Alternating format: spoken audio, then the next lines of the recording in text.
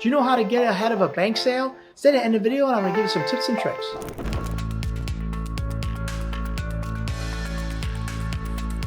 All right, so Phil, what are you talking about? Bank sale? I don't understand. I'm not selling a bank. What are you talking about? Here's what I'm talking about. From time to time, you will be with the bank.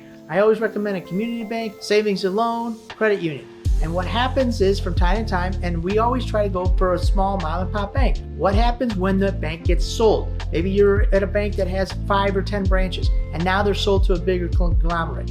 What do? And it's not a Chase, it's not a B of A, it's not a Wells Fargo, but it's some other regional bank that now they're buying that bank out. What do you do? So that's what this video is about, to position yourself so you have strength in this time. So point number 1, get a backup bank before this happens. So what does that mean? All right, you have your bank that you're banking your ATMs with, and what you do is you start talking to other banks. Hey, I'm in the ATM business. I want to know if you'll bank us, and start moving some of your accounts over to that new bank if they will bank you. So the reason you do this is so when and if this ever happens that your bank is being sold, or they say, hey, we're not interested in banking you anymore. Now you don't have to scramble for a bank because you've already had a relationship 5, 10, maybe a year and a half, just in case this happens to you. So you want to prepare yourself. You want to have a backup bank just in case they get sold or they tell you to leave. Point number 2, have a meeting with the people that are buying the bank, the manager, the general manager, whoever it is. As they come in, have a meeting with them,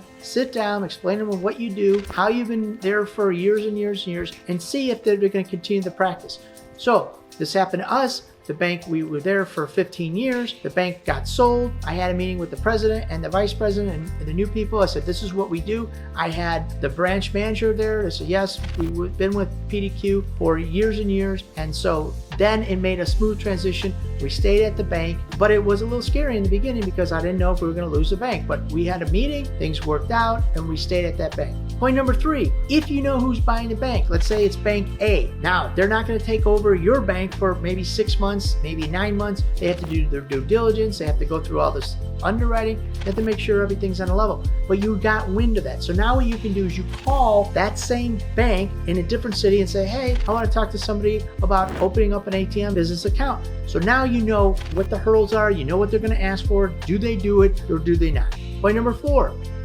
Now you've managed to find another bank in your area. Move some of your ATMs. Let's say you got 2 ATMs. Maybe move one ATM over to the new bank because you want to show them some love. You want to show them that you're going to be in there, and you're not going to stress them out. Hey, maybe you only come in once a week, once every 2 weeks to pull the money out. It's not the same as your other bank. Maybe your other bank once every day, or maybe 3-4 times a week. With the new bank, you're just there once a week. You're pulling the money out, and then you let it build up, pull the money out. This will show consistency. Now you're building that relationship over there. Then do what you did at the first bank. Show the teller some love, show the branch manager some love, make sure that, and when I say show them some love, maybe that's just as simple as maybe something at Christmas time, or maybe at Valentine's Day, buy all the tellers maybe some chocolate for Valentine's Day or Sweetest Day, or maybe at Christmas time, you know what, say, hey, I'll take you guys all out to lunch, and here's a couple dollars for lunch. I want to treat everybody to lunch. Things like that go a long way, and it helps you build that relationship with the bank personnel. And point number 5 is look for a third bank. So you have your bank that's going to be bought,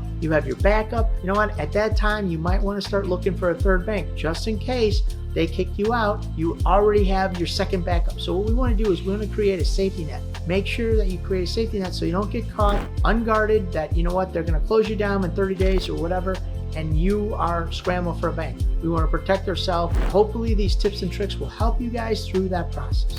All right, so if you're thinking about starting your own ATM business, I want to invite you to our free checklist entitled ATM Business Passive Income Checklist, the 5 things you need to know to start your profitable ATM business so you can start earning passive income, make more money for your family, and spend more time with them also.